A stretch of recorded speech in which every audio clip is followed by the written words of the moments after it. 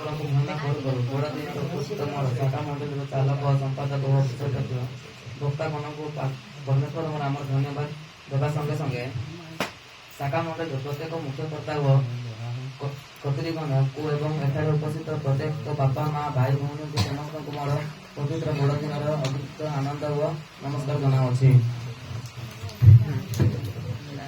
ବଡ଼ଦିନର ପ୍ରବନ୍ଧ ଆସିଗଲା ବଡ଼ଦିନ ବଡ଼ଦିନ ବଡ଼ଦିନ ଖ୍ରୀଷ୍ଟ ପରିବାର ନିମନ୍ତେ ଆନନ୍ଦ ଆନନ୍ଦ ଓ ଉଲ୍ଲାସିତ। 2024 ସାଲ 12 ମାସ 25 ତାରିଖ ଆମମାନଙ୍କ ପାଇଁ ଏକ ସୁଯୋଗର ବର୍ଷ ଅଟେ। ଯେଉଁମାନେ ଜଗତରେ ବଞ୍ଚିଥାଏ ଯୀଶୁଙ୍କୁ ଜାଣନ୍ତି ଏବଂ ପାଳନ କରି ଆସନ୍ତି ସେମାନେ ଧନ୍ୟ ଓ ଭାଗ୍ୟବାନ ଅଟନ୍ତି। ଏହି ବର୍ଷ ସାରା ପୃଥିବୀର ଖ୍ରୀଷ୍ଟିଆନ ମାନେ ହିଁ ପାଳନ କରନ୍ତି।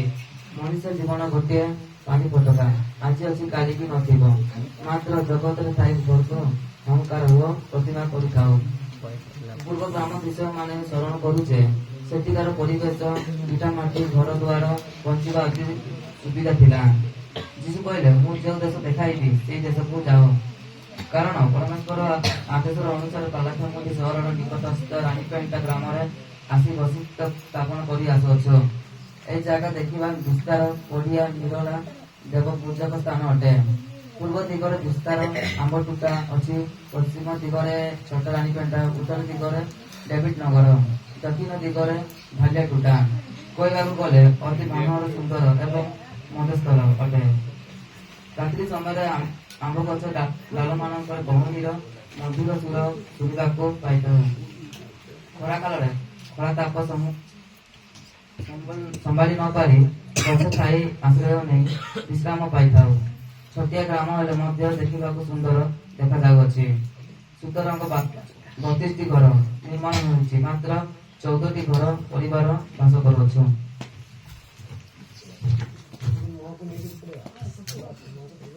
ଏଠାରେ ବଞ୍ଚିବା ସୁବିଧା ନାହିଁ, ତଥାପି ପ୍ରଭୁଙ୍କ ଅନୁଗ୍ରହ ଦୁଃଖ କଷ୍ଟ ସମାଜ ଦେଇ କୁଶଳତା ସହିତ ଚଳି ଆସୁଅଛୁ। ଜିହୁଦା ପ୍ରଦେଶର ବେଥଲେହେମ ଏକ କ୍ଷୁଦ୍ର ସହର ଅଟେ। ଏହା ଜେରୁସାଲେମ ଠାରୁ ପ୍ରାୟ 5 ମାଇଲ ଦୂରତା। ଏହି ସହରରେ ରାଜା ଦାଉଦ ଜନ୍ମଗ୍ରହଣ କରିଥିଲେ। ଜିହୁଦା ପ୍ରଦେଶ ନାଜରିତ ଗ୍ରାମ ବେଥଲେହେମ ନଗରରେ ଥିଲେ। ସେହି ସମୟରେ ଅଗଷ୍ଟ କୈସରିୟାଙ୍କ ଦ୍ୱାରା ନାମ ଲେଖାଇ ପାଇ ନିଜ ନିଜ ଗ୍ରାମକୁ ବେଥଲେହେମ ଯାଇଥିଲେ। ଯୋସେଫ ମରିୟମଙ୍କୁ ଜନ୍ମ ପାଇ ନାମ ଲେଖାଇବା ନିମନ୍ତେ ବେଥଲେହେମକୁ ଯାତ୍ରା କରୁଥିଲେ। କାରଣ ଦାଉଦ ବଂଶଧର ଯୋସେଫ ଥିଲେ। ସେମାନେ ନିମନ୍ତେ ବିବାହ ନିର୍ବନ୍ଧ ହୋଇଥିଲା। ମାତ୍ର ମରିୟମ ପବିତ୍ର ଆତ୍ମା ଦ୍ୱାରା ଗର୍ଭବତୀ ହୋଇଥିଲେ ବୋଲି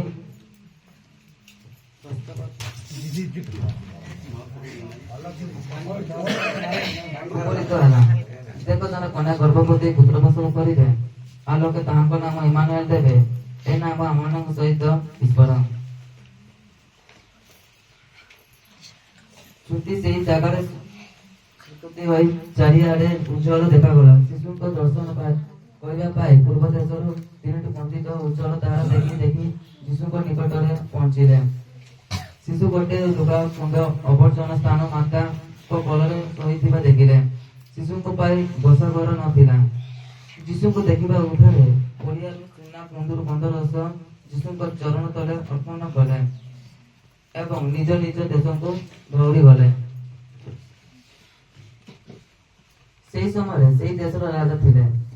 ଯୀଶୁଙ୍କ ଯନ୍ତ୍ରପାତ ଶୁଣି ମୁଁ ଥାଉ ଥାଉ ରାଜା କିଏ ହେବ, ଏହି ମନରେ ଜନତ ହୋଇ ସେହି ଦେଶର ପୁରୁଷ ପୁତ୍ର 2 ବର୍ଷ ଶିଶୁଙ୍କୁ ନିର୍ମମ ଭାବରେ ହତ୍ୟା କଲେ। ସେହି ଅଞ୍ଚଳର ଶିଶୁର ମାନେ ଅନ୍ତତ ଗ୍ରାମ ସହର ଦୁଃଖରେ କୋଳାହଳ ଉଠିଲା। ସେହି ଖବର ଦୂତ ଯୋସେଫ ଓ ମରିୟମଙ୍କୁ ଜଣାଇଲେ। ସେମାନେ ଶିଶୁ ଘେନି ରାତ୍ରି ସମୟରେ ମିଶ୍ରକୁ ପଳାୟନ କଲେ। ଦୁଷ୍ଟ ହେରୋଦ ମୃତ୍ୟୁ ପର୍ଯ୍ୟନ୍ତ ମିଶ୍ର ଦେଶରେ ରହିଲେ।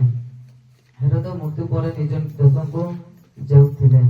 ଏହିପରି ଦୁଃଖ କଷ୍ଟ ସହ କରି ସେମାନଙ୍କୁ ରୂପର ଧରା ଦୁଷ୍ଟ ଜନ